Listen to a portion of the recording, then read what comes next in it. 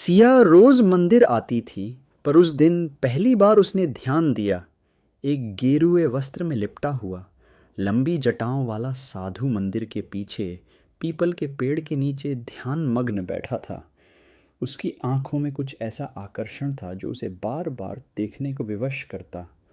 वो धीरे से पास गई और बिना बोले उसके सामने दीपक रख दिया। साधु ने आंखें खोली। क्षण भर को दोनों की नजरें मिलीं और सिया के भीतर कुछ हिल गया। बातों का सिलसिला धीरे धीरे सिया रोज और शो आने लगी। हर दिन कुछ सवाल पूछती। क्या भगवान सच में सुनते हैं? आपने सब कुछ क्यों छोड़ा? स्वामी विरागानंद शुरू में चुप रहे, पर उसकी मासूमियत ने उनका मौन तोड़ दिया।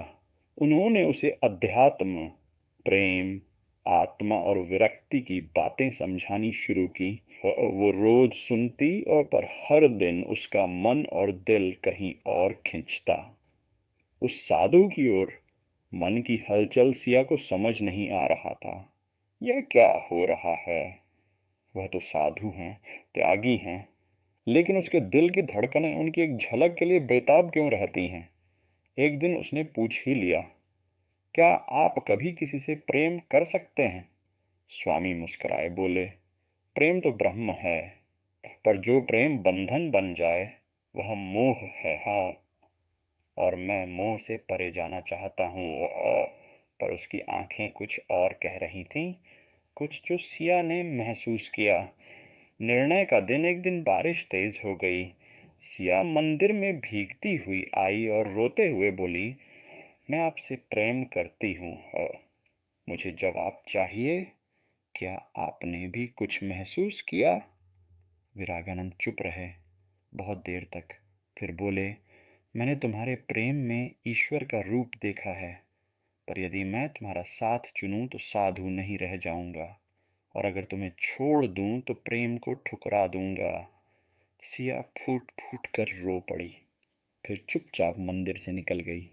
10 साल बीत गए।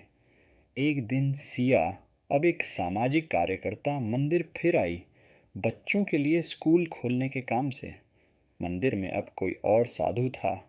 लोगों ने बताया, स्वामी विरागानंद अब हिमालय चले गए, पर जाने से पहले एक आखिरी बात कह गए थे, यदि कभी वह लड़की आए उसे कहना मैंने उसके प्रेम को शिव से कम नहीं समझा। सिया की आंखों से आंसू बह निकले, पर उसके चेहरे पर मुस्कान थी। उसे उसका जवाब मिल गया था। प्रेम कभी समाप्त नहीं होता, वो बस रूप बदल लेता है।